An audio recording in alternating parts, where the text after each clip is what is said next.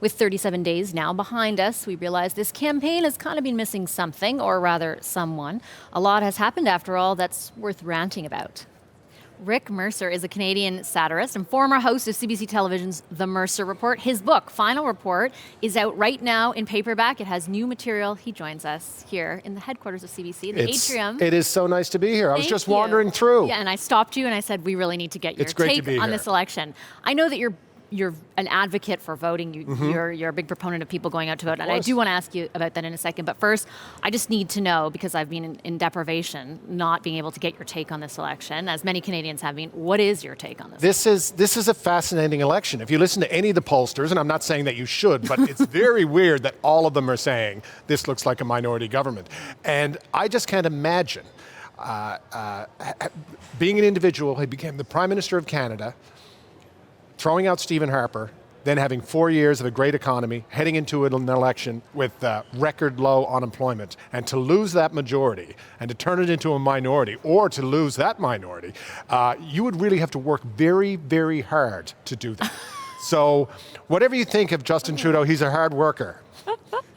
He does the work of 10 men.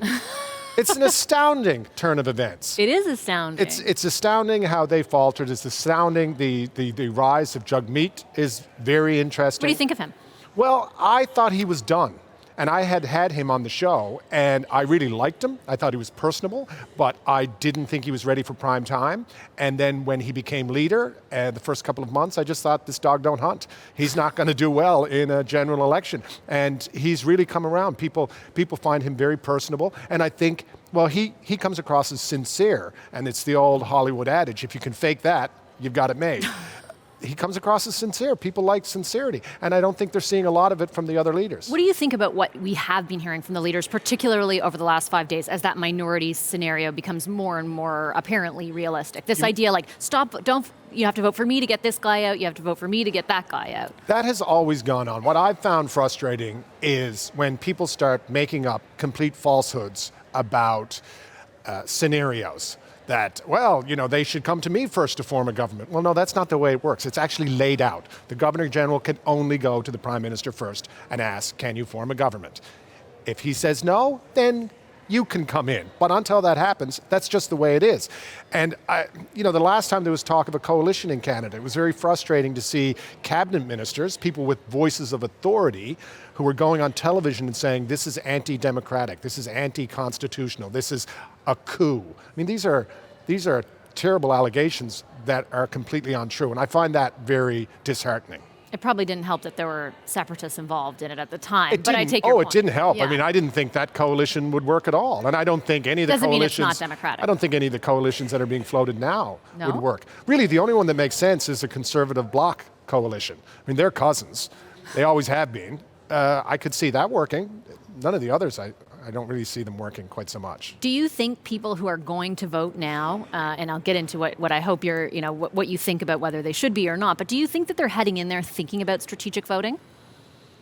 I guess I've strategically voted in the past. Yeah, I guess so. I voted all over the place, but I guess I think depending on your riding, for sure, and depending on how you're voting. I mean, I certainly feel for people who live in a riding and their candidate has never, or their party's never gotten more than 500 votes. And, it makes sense that they go, maybe I'll put my vote somewhere else. I feel for them, but I think that a lot of people do. And I know those websites where you can go and check out your own riding and see what they're suggesting are very popular. Yes, they are. So what about voting? Do you think that it was interesting to a lot of us who have felt that there's a certain level of apathy towards this election, or maybe just, oh boy, these are my choices kind of attitude, that the advance voting was up over 2015, though there's a number of reasons for that. What is your sense about the general election? My gut is that there's not going to be an increased voter turnout. I would like to see that. I hope I'm wrong. But I love the fact that people are voting in advance.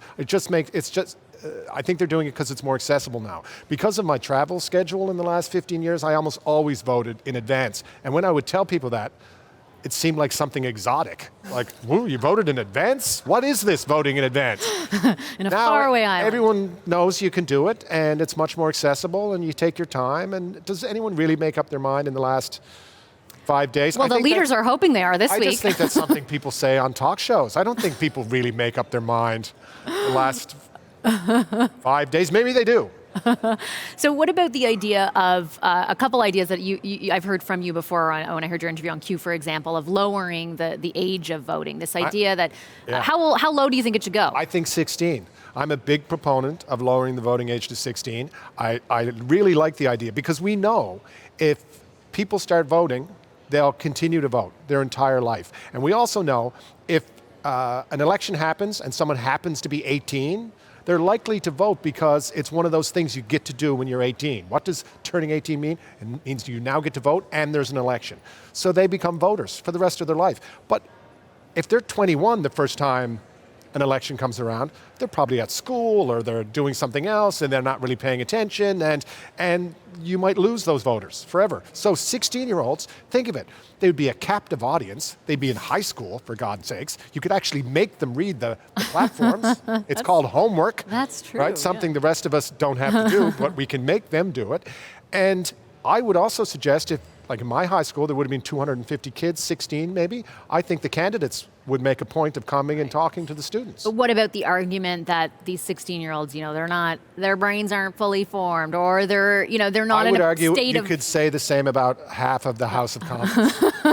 I know 16-year-olds who absolutely can vote. I also know 16-year-olds I go, oh, yeah, I know, that would be dodgy. But I could say that about any demographic. And people change their votes over time. And people say, 16-year-olds will be too easily influenced by the teacher. Well, they're also going to go home and talk to their father and mother, who I'm sure will be more than willing to say your teacher's full of it, or the neighbor, or they'll watch this show. Let's hope. Yes, I think it's a great idea. I know a lot of people, we also let 16-year-olds join the Canadian Armed Forces. We let 16-year-olds drive super heavy farm equipment. We expect them to obey stop signs. We expect a lot of 16-year-olds. They can vote. And what about the idea of mandatory voting? Are you pro or con or undecided? I've always been intrigued by mandatory voting, but I would like to talk about it. Yeah. I absolutely would. And I haven't really done that much research. I've looked at it in Australia, and it seems to work a lot. They all show up and vote. If you don't want to vote, you have a real reason, you have a religious reason you can't vote. Some religions don't, or I don't know, Jehovah's Witness, I think they don't vote. You can check a box and say you're Jehovah's Witness and you don't have to vote. And I think the fine is relatively small. It's like cheaper than a jaywalking fine. I don't even think it's really enforced, but they have a super high turnout. That's a good thing. Final predictions? Are you willing to make any for Monday? No. Any guesses? No, and I don't think I ever would have made a prediction on television because I like to look smart. Right, you don't want me to use the clip over and over again. Yeah, I understand that. Yeah. Maybe I could say I'd give you 4. Yeah, thank you. And then you could just next week say, who nailed it? He had it. He nailed it. Oh my God, he nailed had it right there. Thanks, Rick. I do predict that it's quite possible that 3 of the leaders won't be around in 6 months. At all?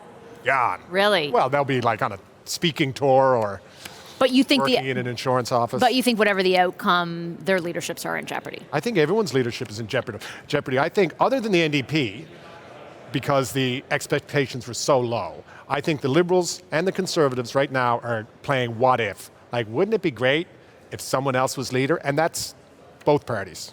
Good point. Okay, thank you very much. Really appreciate you doing this today. I'm so glad I wandered into this atrium. I'm so glad that I accosted you and made you do it. Really appreciate it, Rick.